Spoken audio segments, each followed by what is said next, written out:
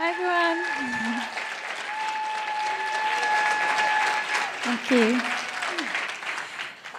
Thank you so much for that warm welcome. I feel so emotional. I don't think it's going to matter how many times I see that video.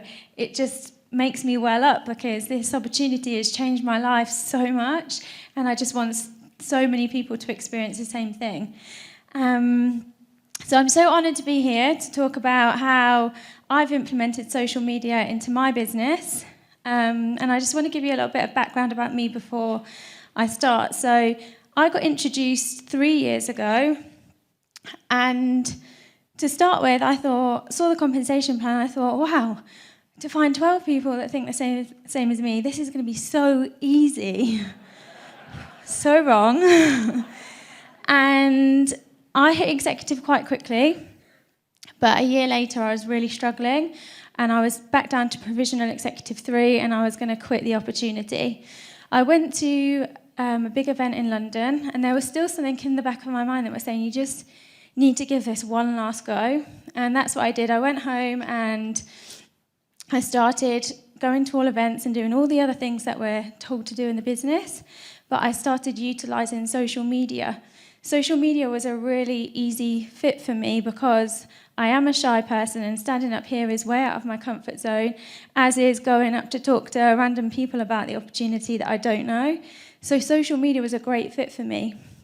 Also, I'd moved areas to be with my partner, so I'd moved away from my hometown. I didn't know anyone, but I started sharing positive things that we were doing. So if we ate out somewhere nice, or if we went on a nice holiday, or if I was working somewhere nice and sunny instead of being stuck in an office, I would share that. And I found that was a huge tool for me, and that people were actually reaching out to me to ask me what I did. And by doing that, it just sped up the process of growing the business, and within 15 months, I'd hit that Blue Diamond Pin title.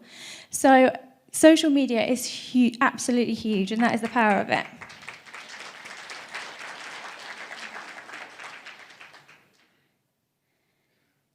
Social media is so powerful, and people form their impression of you within the first 7 seconds. So when you walk into a room somewhere, people make a judgment, rightly or wrongly, immediately on you. So if we go for a job interview, or we're going to a wedding or to something social, we make an impression, and we make an effort with what we're wearing to form that right judgment that we want to get across to people. And it's exactly the same with what we're doing on social media. So the first thing I want to talk to you about is, what does your social media say about you? And the first thing to talk about is our profile pictures. So we have things that really work and then things that don't work. And when we did a little bit of this presentation in the UK, I know a lot of people changed their profile pictures after they heard about this. So that's my profile picture on the right-hand side. So you can see it's a smiley photo of myself. People often buy into people before they've bought into the opportunity. So people buy into you before they even know what the opportunity is about. They form that judgment of whether they want to even partner with you even before they even know about what the business is. So a smiley photo of you is attractive, draws people in, and that is powerful. What we don't want to see is any pictures of your pets. And I'm a mum as well, but we also don't want to see pictures of your kids. So just keep that in mind. Cover photos.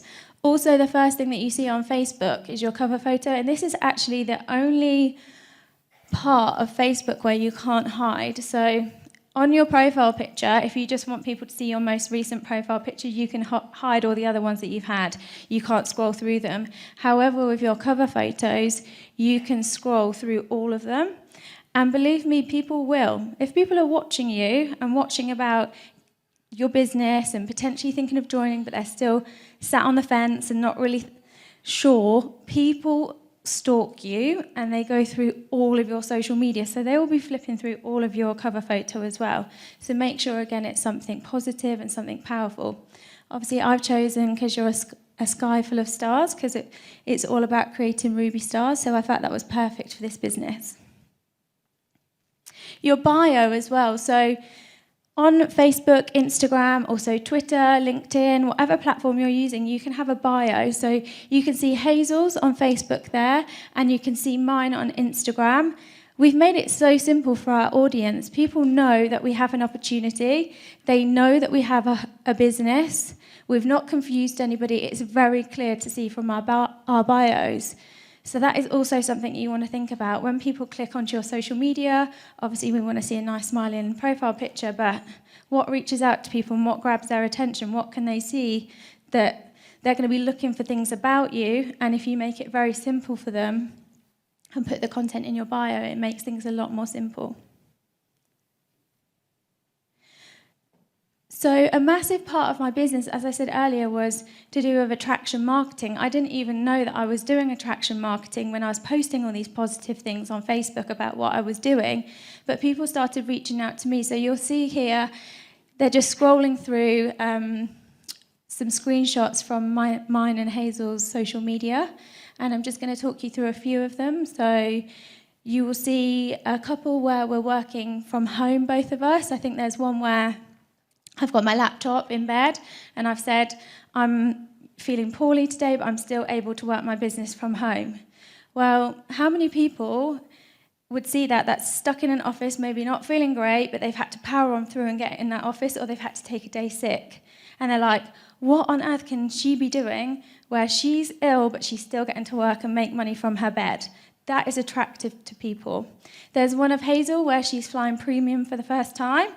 I know that so many people saw that and it caught their attention, because you're thinking, what on earth is that girl doing? She posts from home all the time about this business that she's working with her child, but she's able to fly premium. I want to fly premium, so I want to know what she's doing. So powerful. Any post, if you're a mum, any post that you can do where you can show you're working but also have your children there is so powerful, because that is the ultimate freedom. If you can work a business and have your child with you, so powerful. There's also the one that we had, I like to show anywhere where I'm working outdoors and in the sun or at home. But there's also one where we went on our success trip to Miami. Obviously, our amazing trips that we go on. And when we got to the room, we had loads of products there. So we just laid out the products on the bed. And I was like completely blown away by the company that I'm partnered with. Not only have I been flown here with my partner to experience this amazing holiday, but look at all these treats that we've found in our room. I mean, there's people sat there thinking, oh, well, my work that I do doesn't reward me with a holiday and loads of products. That is attractive. None of these posts say at all, join my business, or they're not recruiting posts in any way, but people are reaching out, they're liking, commenting, watching, and importantly, inboxing to find out what we do. And that is so powerful. So start sharing what you do every day and see how you can start attracting people into your business. So I have some top tips for attraction marketing that I wanted to share with you. So I think number one that I'm going to cover is be real and be you.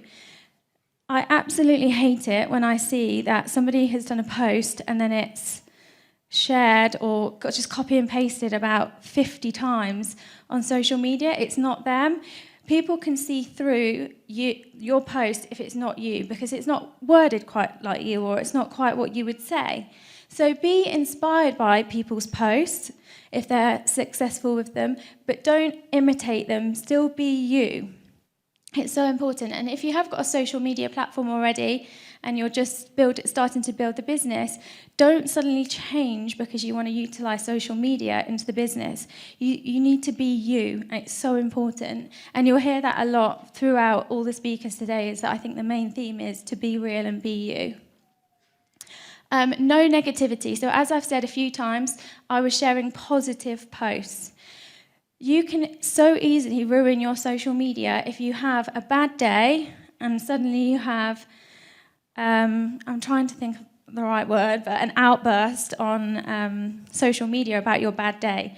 So somebody's really annoyed you or cut you off on the way home from work and you have an outburst on social media. It's not attractive, and you can really quickly ruin your social media that you've built up with all your positive posts by one negative outburst. So I know that me and Hazel always joke that if we have a bad day, because we do, we're real people, that Alex and Dan just get it in the ear instead. So find someone to moan to and just keep it off social media.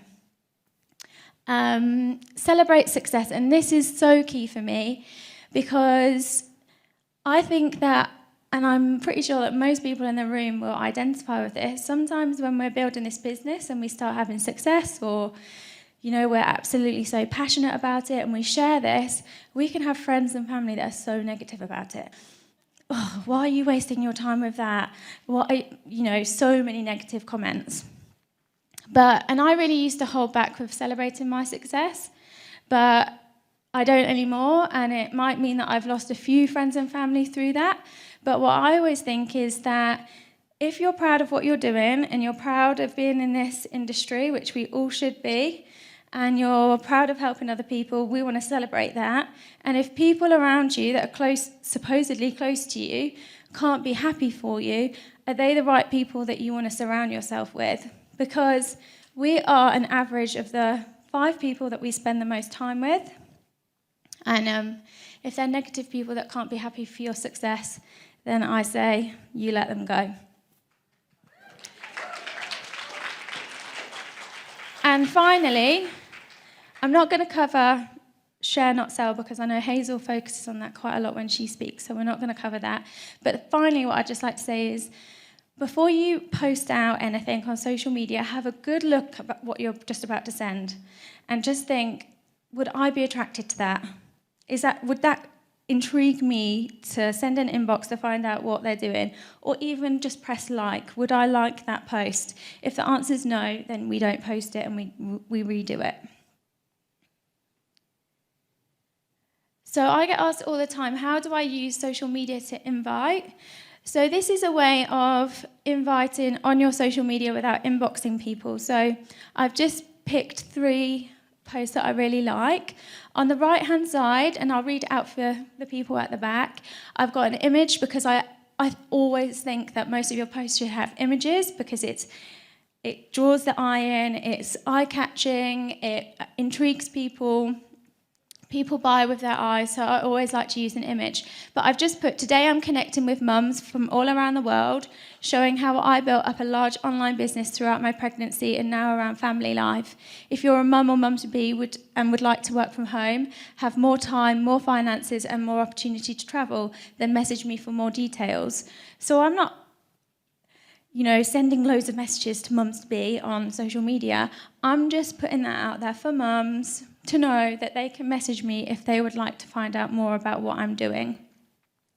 The one in the middle, I think that's one that Hazel shared.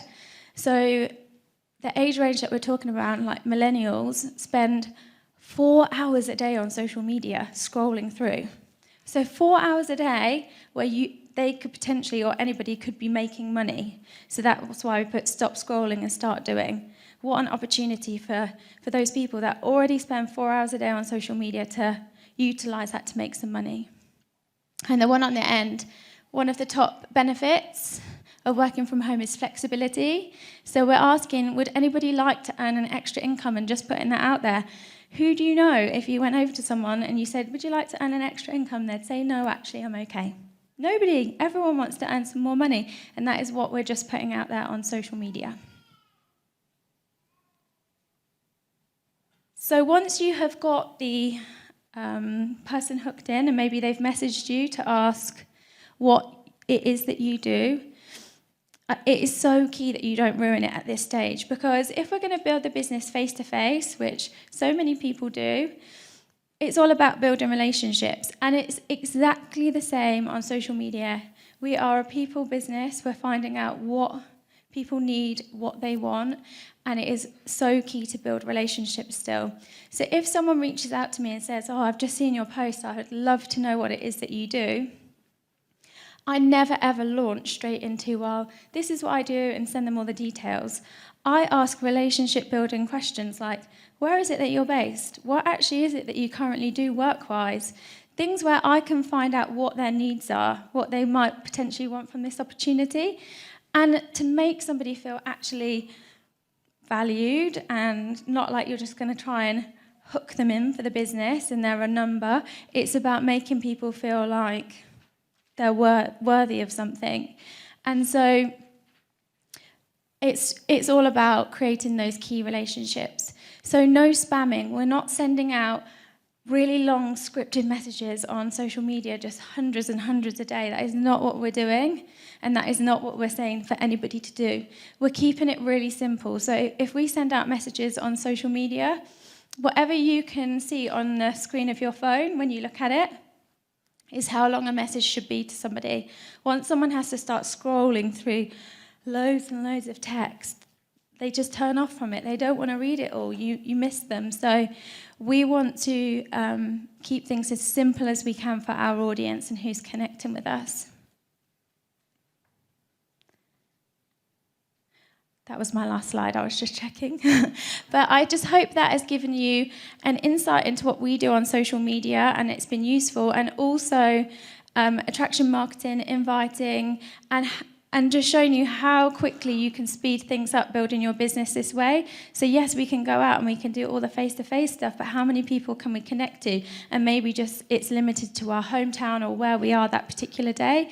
This way we can connect with so many more people so quicker from all around the world and build a really strong business. So I hope that's been useful. Thank you.